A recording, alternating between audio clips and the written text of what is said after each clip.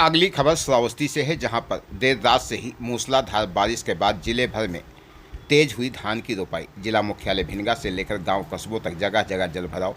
पहली ही बारिश में नालियों की सफाई और जल निकासी के दावों की निकली हवा। सड़कें बनी तालाब, जलभराव से राहगीरों और स्थानीय लोगों को भारी परेशानी।